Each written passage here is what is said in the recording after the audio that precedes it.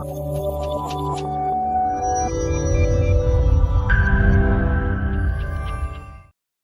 Health lovers అందరికీ నమస్కారం. మీ doctor Ravi Kumar. Laughing therapy విన్నారా ఈ పేరు? అంటే నవ్వటం.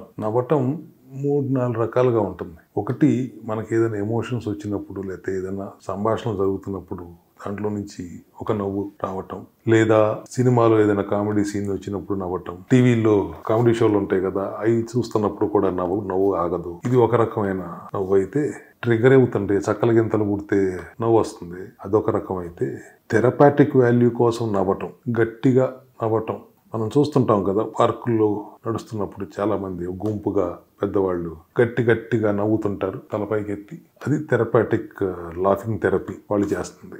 ఇది కాకుండా ఇంకోటి ఉంటుంది, వెటకారంగా నవ్వటం, ఎదుటాలను చూసి నవ్వటం, ఏడవలేక నవ్వటం. ఇటువంటి వాటి గురించి నేను మాట్లాడట్లేదు.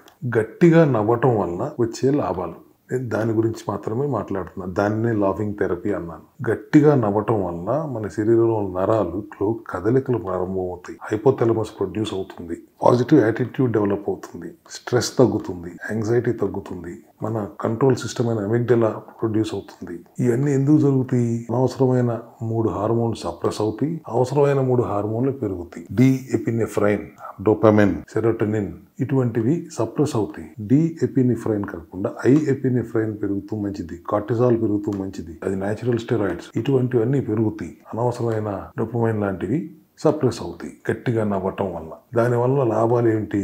స్ట్రెస్ పోతుంది, యాంగర్ రాదు, బెరుకుండదు, న్యాచురల్గా ఉండటం అలవాటు అవుతుంది, తెలివిగా ఉండటం అలవాటు అవుతుంది, అర్థం చేసుకునే గుణం అలవాటు అవుతుంది. ఇటువంటివి అనేకమైన ఉపయోగాలు, అల్జీమర్స్ లాంటివి, ఆర్టిజం లాంటివి, సోరియాసిస్ లాంటివి, ఆటోఇమ్యూన్ డిసీజెస్ అన్నీ కూడా, ఆస్టియో ఆర్థరైటిస్ కానీ, మోకాళ్ళ నొప్పులు కానీ, ఇవన్నీ కూడా తగ్గుతున్నాయి అని పరిశోధనలోనే తేలినాయి. నేను చెప్తాం కాదు. నవ్వుతూ బతకాలిరా అంటారు కదా, ఒక రకంగా దానివల్ల ఉపయోగాలు ఏంటి మనం అర్థం చేసుకుంటే, ఈ పిచ్చి నవ్వులు, ముసి నవ్వుల గురించి నేను మాట్లాడలేదు. గట్టిగా నవ్వటం, థెరపాటిక్గా నవ్వటం. నవ్వు వచ్చినప్పుడు ఆపుకోబాకండి, గట్టిగా నవ్వండి. చాలా మందికి ఆ లక్షణం ఉండదు. అది లేనప్పుడు తెచ్చుకుని నవ్వండి. మన పార్కుల్లో చూస్తుంటామే, పెద్దవాళ్ళు గట్టిగా నవ్వుతుంటారు, చూస్తుంటాం కదా, అట్లా నవ్వండి. పరిశోధనలు తేలింది ఏంటి అంటే, ఒకసారి కాగితం మీద ఉంది, చదువుతా. నవ్వకపోవటం వల్ల అంట 1.5 రెట్లు జబ్బులు పెరుగుతాయి అంట. జపాన్ యూనివర్సిటీ వాళ్ళు 14,000 మంది పరిశోధించి, దాదాపుగా 10 సంవత్సరాలు పరిశోధించి చెప్పింది ఏంటంటే 1.5 రెట్లు జబ్బులు పెరుగుతున్నాయి అంట నవ్వకపోవటం వల్ల.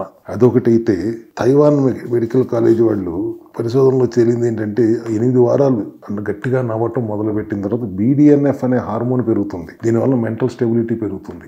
వీళ్ళు కూడా ఒక 40 మంది మీద, సిజోఫ్రెనియా ఉన్న పేషెంట్స్ మీద పరిశోధించి వాళ్ళు తేల్చిన విషయం ఇది. నవ్వటం వలన TNF alpha, IL-6, IL-17 cytokines తగ్గటం, గ్రోత్ హార్మోన్స్ పెరగటం పరిశోధనలో తేలింది. నేను చెప్పింది కాదు, నేను ఈ పరిశోధన చూసి చదువుతున్నా. ఎండార్ఫిన్స్ రిలీజ్ అవుతాయి కాబట్టి అని వాళ్ళు తెలియజేశారు. 2005 పరిశోధన ఉందండి, జపాన్ వాళ్ళు నిప్పాన్ మెడికల్ స్కూల్లో చేసింది. లాఫింగ్ థెరపీ 16 వారాలు రోజు చేయటం వలన క్వాలిటీ ఆఫ్ లైఫ్ 50% ఇంప్రూవ్ అయిందంట ఓల్డేజ్ లో ఉన్నవారు.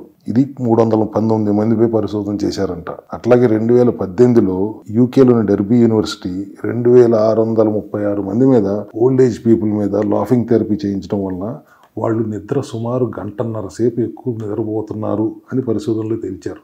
ఇలా ఎన్నో మంది, తైవాన్, కొరియా, జపాన్లో అన్ని యూనివర్సిటీలు పరిశోధించి 10 సంవత్సరాలు, 8 సంవత్సరాలు అట్లా పరిశోధించి చెప్పింది ఏంటి?